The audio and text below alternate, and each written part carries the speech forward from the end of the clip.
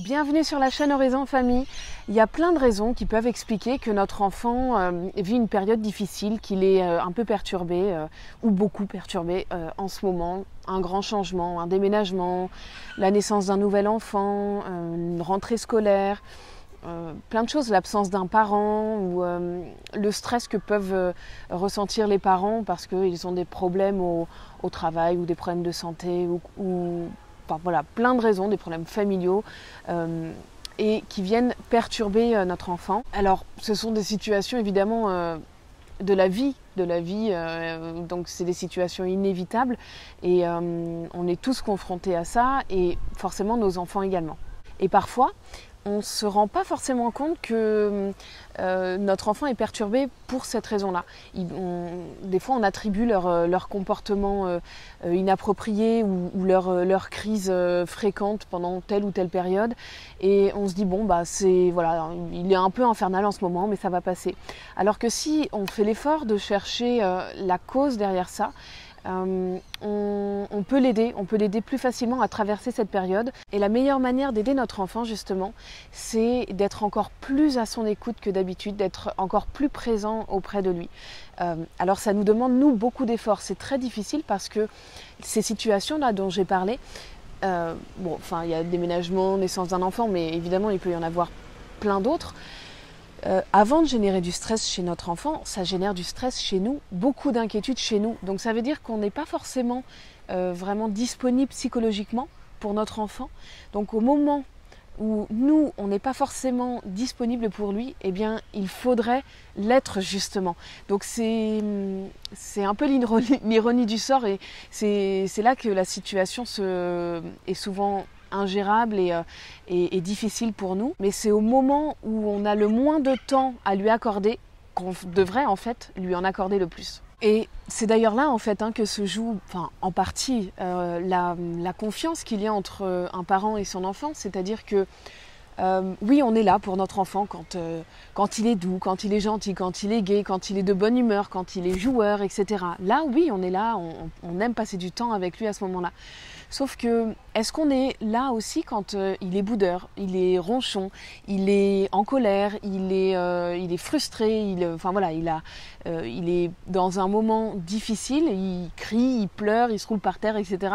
Est-ce qu'à ce moment-là, on est là pour lui quand il en a le plus besoin? Parce que c'est justement quand notre enfant est le plus perturbé qu'il est finalement aussi le plus agaçant, il faut le dire, qu'il est en tout cas le plus difficilement gérable et c'est quand c'est difficile de le gérer et de le contenir qu'il faut justement, ça veut dire en fait, ça traduit qu'il a le plus besoin de nous. C'est ça que ça veut dire derrière. Alors oui, c'est quand on a peut-être le moins envie de le prendre dans nos bras qu'il faut pourtant le faire. C'est un peu toute l'ironie de la chose, mais c'est vrai que c'est en le prenant dans nos bras, en lui montrant tout notre amour dans ces moments difficiles, que finalement on permet à la confiance de s'installer dans notre relation entre notre enfant et nous.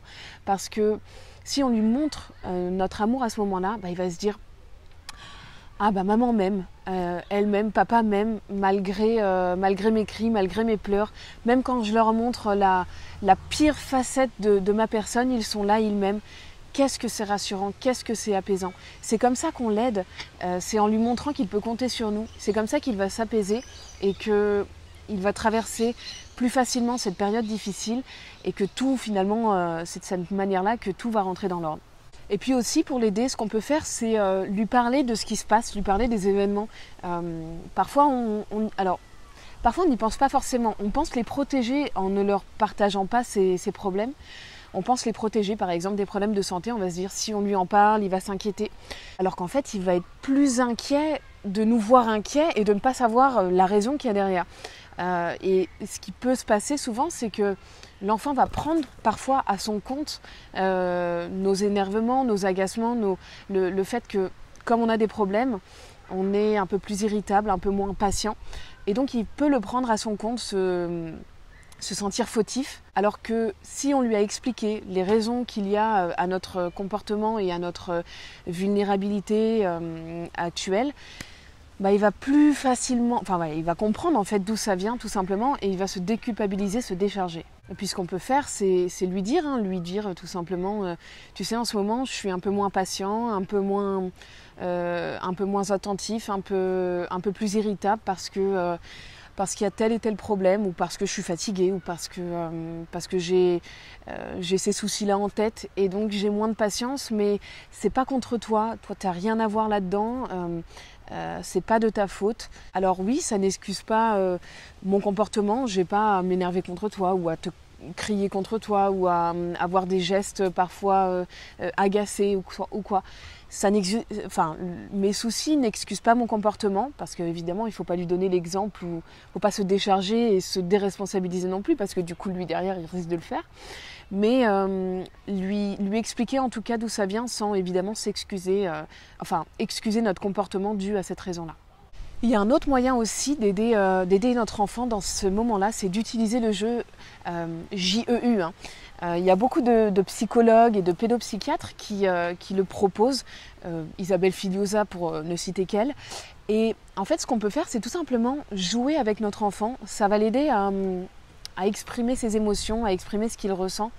Et alors par exemple, on peut rejouer des scènes en fait, ou utiliser des personnages, des figurines, des poupées, n'importe. Et on plante le décor en fait. C'est à nous de planter le décor pour orienter le jeu. Donc par exemple, on va dire, regarde, il y a deux personnages, eh bien on dit que ce personnage-là, on va dire deux personnages, ce personnage-là, il doit déménager bientôt, et il en parle à son petit copain dans l'oreille, il lui dit tous ses secrets, et qu'est-ce que tu penses qu'il lui dit? Est-ce que tu penses qu'il lui dit qu'il a peur de déménager? Pourquoi il a peur, tu crois? Est-ce que tu as une idée? Pourquoi est-ce qu'il pourrait avoir peur de déménager? Et puis du coup, on incite un peu, à travers le jeu, on incite notre enfant à se livrer, à livrer ce qu'il a un peu sur le cœur. Et sans s'en rendre compte, notre enfant, il va s'identifier au personnage, et puis il va livrer des choses comme ça. Ah, tu penses qu'il a peur de changer de maison? Pourquoi il a peur de changer de maison? Est-ce qu'il va perdre ses petits copains?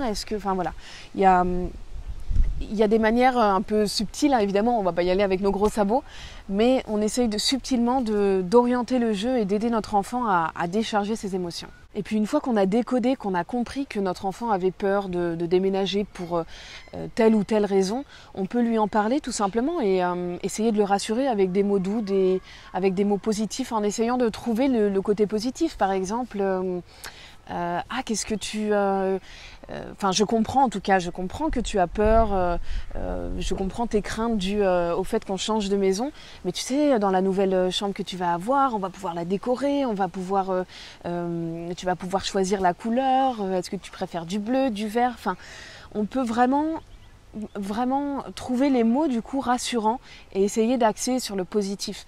Et ça, on peut même le faire, à vrai dire, dans le jeu, en disant ah, mais tu crois que ce petit personnage là, tu crois qu'il pourrait pas être content d'avoir une nouvelle chambre, de pouvoir décorer sa chambre, de pouvoir mettre ses jouets là où il veut dans sa chambre, d'organiser sa chambre? Il pourrait mettre son lit là, il pourrait mettre ses jouets là, ses poupées là, ses camions là, enfin voilà, je sais pas, mais essayer encore une fois d'axer sur le positif, mais dans le jeu.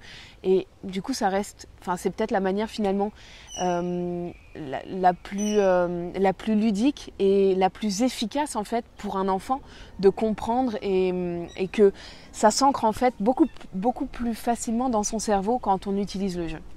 Et puis enfin, dernière chose, si on voit que notre enfant a des gestes agressifs, ou a des tensions qu'il a besoin de libérer, qu'il contient en lui, ou qu'il je sais pas moi, il jette des objets, ou il a des gestes agressifs envers lui-même ou envers les autres, on sent qu'il a des tensions, on sent qu'il est tendu.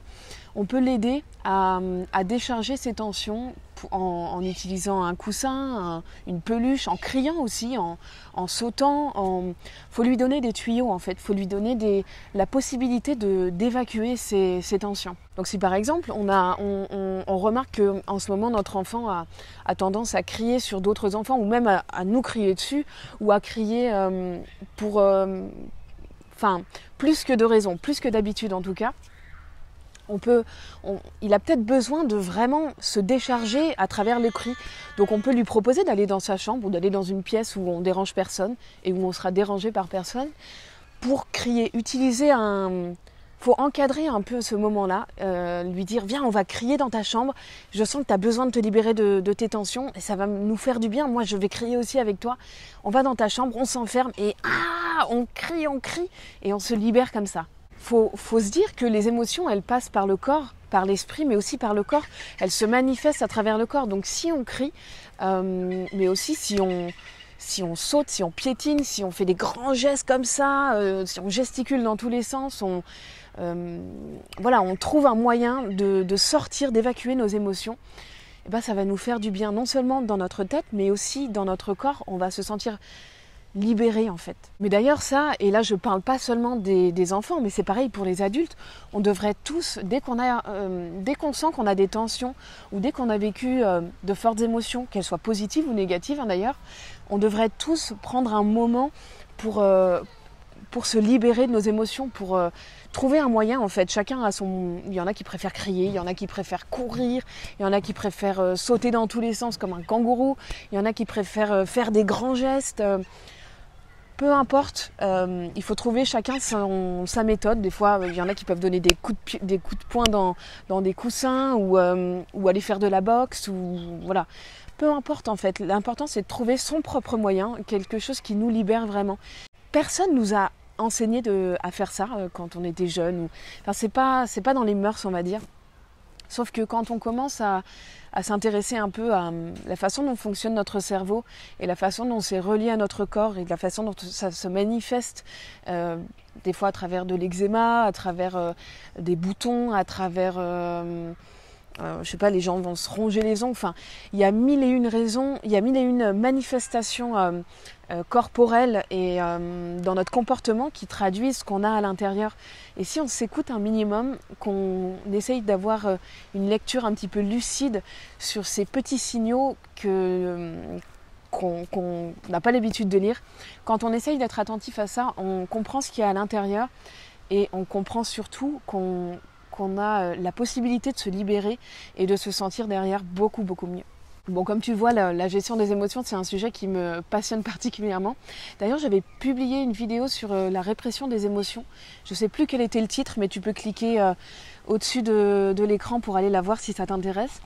Mais voilà, l'idée c'est on devrait toujours se décharger de nos émotions et surtout aider nos enfants dans les périodes particulièrement difficiles dues à des changements, pour X raisons, les aider à traverser ces périodes-là en déchargeant leurs émotions, ils s'en sentiront que mieux.